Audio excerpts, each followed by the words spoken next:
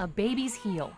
Every year, about 4 million newborns in the U.S. get pricked on it at birth to screen for congenital disorders that, if found early enough, can save their life. And she said, oh, it's very simple. Danielle Gatto barely remembers a nurse even mentioning the test performed on her two daughters. I don't think that any woman is really in this state of mind to sit down and start studying up on the literature that they send you home with. But later, she was shocked to find her daughter's leftover blood was not thrown away. The state collects the cards and then uses them in a database. They store them in a warehouse. That's right. This nondescript office building in Richmond contains the DNA of every person born in California since 1983. A treasure trove of information about you, from the color of your eyes and hair to your predisposition to diseases like Alzheimer's and cancer. Using these newborn blood spots for research, the state's now able to screen babies for 80 hereditary diseases. But they're not the only ones using them.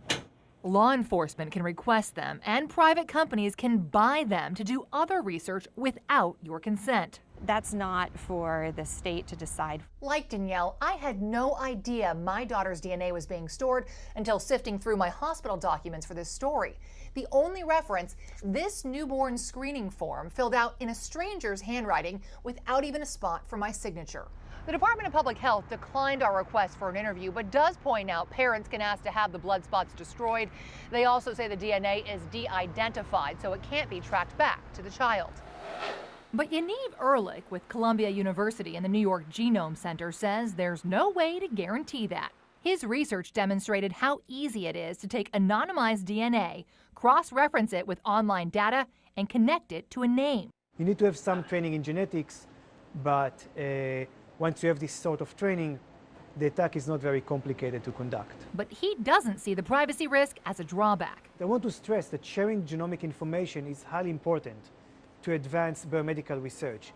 This is the only way that we can help families with kids that are affected by these devastating genetic disorders. That one's even bigger. Kids like Luke Jaylene, diagnosed at birth with a rare metabolic disease thanks to a heel prick. Had he not been tested, he would have been severely brain damaged, possibly would have heart and kidney problems.